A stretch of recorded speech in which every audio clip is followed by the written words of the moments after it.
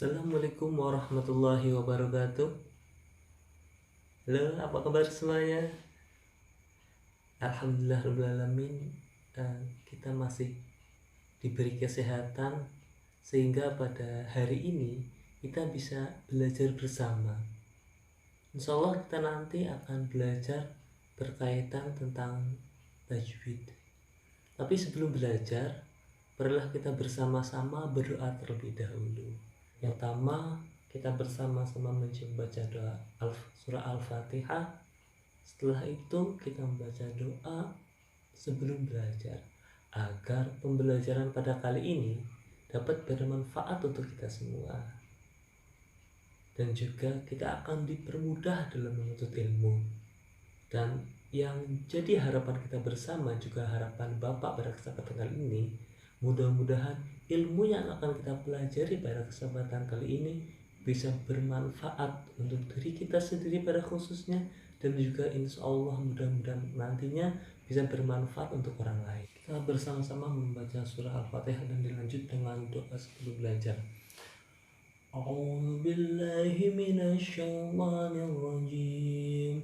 Bismillahirrahmanirrahim. Alhamdulillahi rabbil alamin. Ar-Rahmanir Rahim. Maliki yaumiddin. Iyyaka na'budu wa iyyaka nasta'in. Ihdinas siratal mustaqim. Siratal ladzina an'amta 'alaihim ghairil maghdubi 'alaihim waladdallin. Amin. Bismillahirrahmanirrahim. Allahumma salli ala Sayyidina Muhammad wa ala ali Sayyidina Muhammad. Raditu billahi rabba wa bil islami dina wa bi Muhammadin nabiyyan wa rasula. Rabbi ishrah li sadri wa yassir li amri wahlul 'uqdatam min lisani yafqahu qawli. Rabbi zidni 'ilma warzuqni fahma.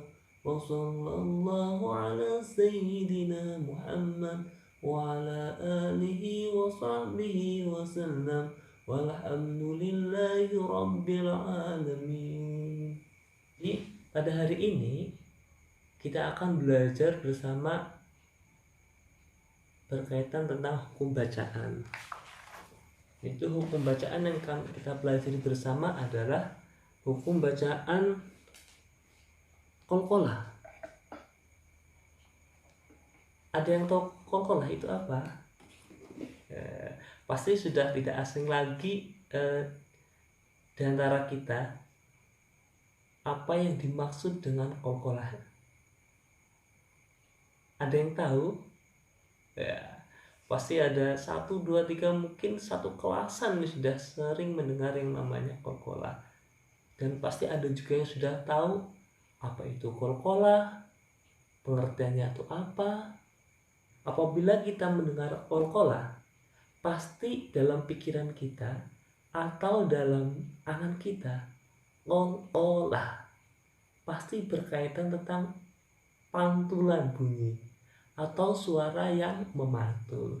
Jadi pengertian qalqalah itu adalah menurut istilah, qalqalah berarti bunyi huruf yang memantul apabila huruf tersebut mati atau dimatikan.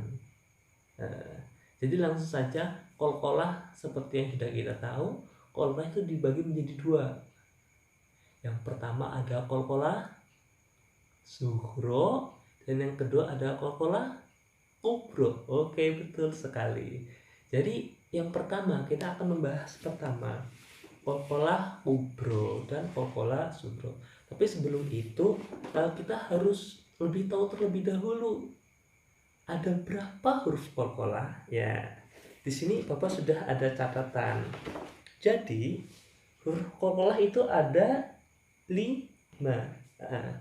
Huruf qalqalah kita lihat bersama ya.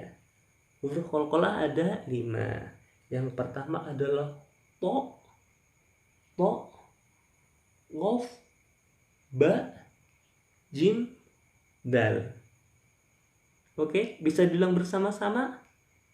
To, qof, ba, jim, jim, dal. Oh ya, to, qof, ba, jim, dal. Oke, pinter. Oke, selanjutnya untuk memudahkan kita dalam mengingat huruf qalqalah, pasti kita sudah tidak asing lagi.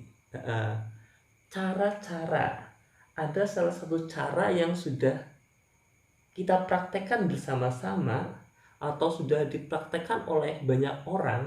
Ini sangat mudah dalam kita mengingatnya. Pasti kamu pernah dengar kata-kata seperti ini. Apa ini?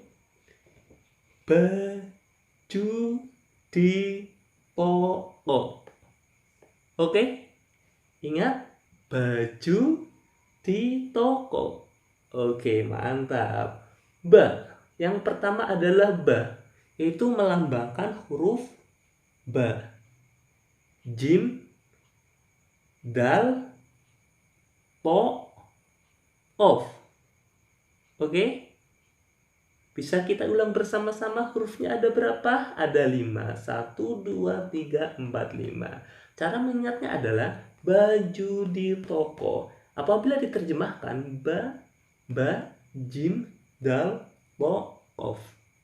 Oke, sampai di sini sudah bisa dipahami? Oke, nanti pada pertemuan setelah kita belajar di rumah yang sudah lama ini dan yang cukup sudah membosankan, setelah nanti kita berangkat masuk pertama, nanti akan Bapak tanyakan. Kalian harus ingat semua, gak boleh ada yang lupa, karena ini adalah ilmu dasar yang sangat penting dalam kita membaca Al-Quran. Karena huruf qalqalah ini akan sering kita jumpai dalam kita membaca. Dan apabila kita tidak tahu bagaimana cara membacanya, nanti secara otomatis maknanya akan berbeda. Karena di dalam Al-Quran, salah bunyi sedikit saja itu akan mempengaruhi maknanya. Seperti tadi kita ketahui bersama, qalqalah ada 2 jenis, yaitu qalqalah sughra, atau yang sering kita sebut adalah kecil. Ada qalqalah kubra yang sering kita sebut bersama adalah qalqalah besar. Ya, oke. Sughra, kubra. Sughra kecil, kubra besar. Oke, mantap. Kita mulai dari qalqalah sughra, ya. Yang pertama qalqalah sughra, ya. Ini qalqalah sughra. Nah, qalqalah sughra, qalqalah kecil, yaitu pantulan tidak terlalu kuat. Jadi bunyinya memantul to, qof, ba, jim, dal. Huruf tersebut apabila waqaf atau sukun atau mati, itu bunyinya tidak terlalu kuat, tidak terlalu keras mantulnya, dan letaknya terletak di tengah-tengah kata. Pertama, kita harus mengetahui kata kuncinya. Yang pertama, sughra, pantulan tidak terlalu kuat, tidak terlalu keras, dan terletak di tengah-tengah kata atau kalimat. Contoh, Bapak sudah persiapkan contohnya. Contohnya adalah kalimat seperti ini. Yadma'una, yadma'una, yadma'una. Ini contoh dari huruf to. Yaqta'una, yaqta'una. Terus yabghuna. Nah, ini contoh dari huruf ba. Selanjutnya ada yaj'una. Ini contoh dari huruf jim. Dan yang terakhir adalah yad'una.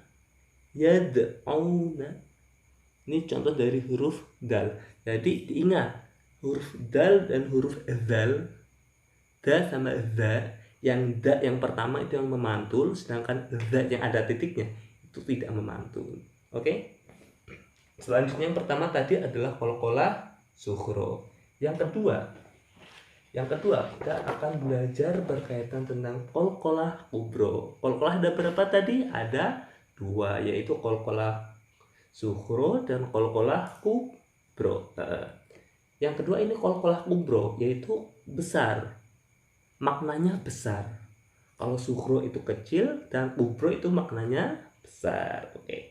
Dan cara membacanya harus lebih mantap dengan pantulan yang kuat, atau pantulannya seperti tadi waqab, falaq, falaq. Intinya kita membacanya lebih mantap mantulnya, lebih terdengar, lebih pantulannya intinya lebih kuat, tidak seperti yang pertama. Kalau yang pertama tadi sughra letaknya di tengah kalimat atau tengah kata dan pantulannya tidak begitu kuat. Sedangkan yang kedua kubra, yaitu besar, maknanya besar dan terletak berada di akhir kata atau di akhir kalimat. Dan di sini pantulannya itu harus lebih mantap. Contohnya sudah sering kita ketahui, salah satunya adalah berada di surah Al-Falaq. Contohnya adalah qul a'udzu birabbil falaq. Qul a'udzu birabbil falaq. Min syarri ma khalaq. Min syarri ma khalaq. Khalaq, falaq. Ini adalah salah satu contoh dari qalqalah kubra. Nanti pada saat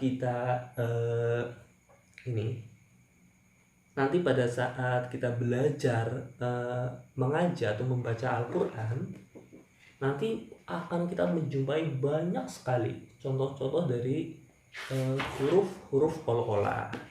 Nah, di sini apabila kalian sudah sekiranya paham, sudah bisa mengerti dan tidak ada yang ditanyakan, nanti Bapak minta kalian harus sudah bisa memberi contoh atau mencarikan contoh.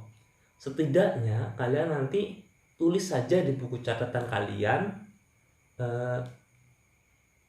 satu contoh dari qalqalah sughra, satu contoh dari qalqalah kubra. Nah, contohnya tadi yang sudah Bapak contohkan di surah Al-Falaq, itu nggak boleh, nanti kalian cari di surah lain. Satu contoh surah, satu ayat saja, yang ada huruf qalqalahnya, ada huruf qalqalah sughra dan ada huruf qalqalah kubra. Tadi qalqalah sughra adalah qalqalah yang pantulan bunyinya tidak begitu keras dan terletak di tengah kata atau di tengah kalimat. Jadi apabila ada huruf to, qaf, ba, jim, dal, itu waqaf atau mati berada di tengah-tengah kata, di tengahnya, tidak di belakang, maka itu bacanya qalqalah sughra. Oke. Yang kedua, qalqalah kubra adalah huruf qalqalah yang bunyi pantulan bunyinya itu mantulnya lebih kuat atau lebih mantap, dan itu berada di akhir kata. Bisa diingat, sughra artinya artinya adalah kecil, kubra besar. Sughra pantulannya tidak begitu kuat, dan yang kubra pantulan bunyinya lebih mantap. Oke? Ya, mungkin sekian dulu dari Bapak. Apabila ada salahnya, Bapak mohon maaf. Mudah-mudahan apa yang Bapak sampaikan bermanfaat untuk diri Bapak sendiri dan juga mudah-mudahan bermanfaat untuk kalian semua. Jadi Bapak sekian dulu. Apabila ada salahnya, Bapak mohon maaf sekali lagi. Wassalamualaikum warahmatullahi wabarakatuh. Oke.